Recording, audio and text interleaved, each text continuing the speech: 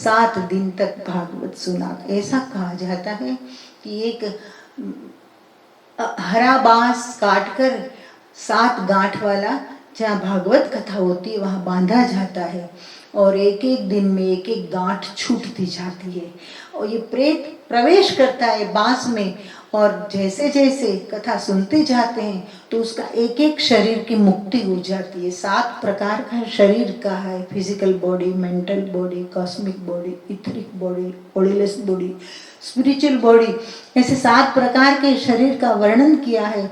तो physical body तो नष्ट हो जाता है किसी भी प्रकार से, या जल में उसके डाल दो, मछलियां खा जाए या अग्नि संस्कार कर दो, कई रास्ते हैं उसके।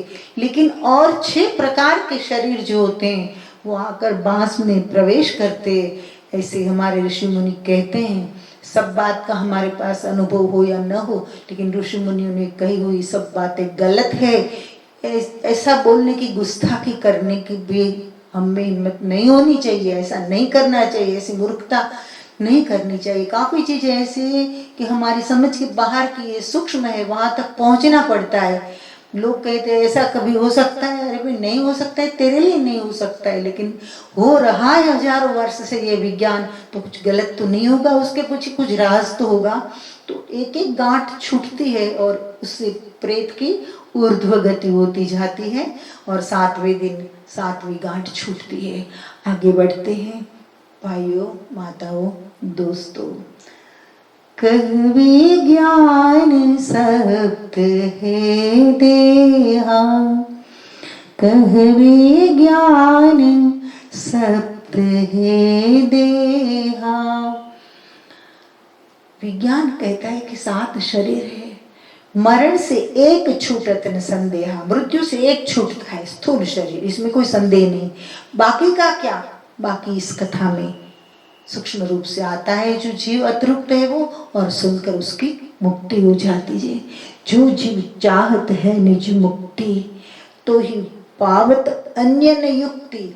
जो जीव मुक्ति चाहता है उसे ही भागवत प्राप्त होता है, अन्य कोई युक्ति नहीं, अन्य कोई इलाज नहीं। सत्संग से जीव मुक्ति लहेऊ, सर्व देह से मुक्त सो भयऊ। सत्संग से मुक्ति प्राप्त होती और सूक्ष्म प्रकार के 6 शरीर जो बाकी है, लटकते हैं जो अस्तित्व में, एक एक करके उसकी भी मुक्ति होती है। इस ज्ञान यज्ञ में इतनी ताकत है, इतना पावर है, ऐसा विज्ञान है कि मुक्त कर देता है, जीव को मुक्त कर देता है प्रेत योनि में से। धुंधुकारी सम मुक्ति जो लहूं, साधारण जन क्यों नहीं तरहूं। बड़ी प्यारी बात बताई कि धुंधुकारी जैसा, समझो धुंधुकारी जैसा आदमी भी जो मुक्त हो सकता है, कि जिसने एक भी पुण्य नहीं किया था, जुआ खेलता था, शराब में रत रहता था, वेश्याओं के साथ रहता था, माता पिता का अपमान करता था, ऐसा जो भी मुक्ति ले सकता है, तो साधारण जन क्यों नहीं तरहूं, सवाल ही नहीं उठता। साधारण मनुष्य तो अवश्य तैर जाता है। वेदव्यास जी ने एक श्लोक में बहुत अच्छी बात की है कि जड़स्य शुष्क वैशस्य यत्र ग्रंथि विभेदनम। बांस जड़ है, कट गया तो सूखने भी लगा, शुष्क है। यत्र ग्रंथि विभेदनम, इस कथा में इतनी ताकत है कि सूखे बांस की गांठें भी खुलने लगती है। तो चित्तम की मुद्दा चित्त ग्रंथि भेद कथा श्रवात, सूखे बांस की गांठें जो खुलने लगती है, जड़ में भी परिवर्तन होने लगता है कथा सुनकर। तो चित्तम की मुद्दा चित्त, वो चित्त कैसा कि ग्रंथि भेद कथा श्रवात, कथा सुनने के बाद भी जिसके मन की ग्रंथियां न खुले, तो इससे तो बांस अच्छा, इससे तो लकड़ी अच्छी, इससे तो जड़ अच्छा। ये श्लोक मुझे बहुत प्यारा है। तो समझना कि कथा सुनकर बांस की ग्रंथियां तो छूटेगी, प्रेत की मुक्ति तो होगी, ये चिंता आप छोड़ दो, लेकिन अपने आप की मुक्ति होगी।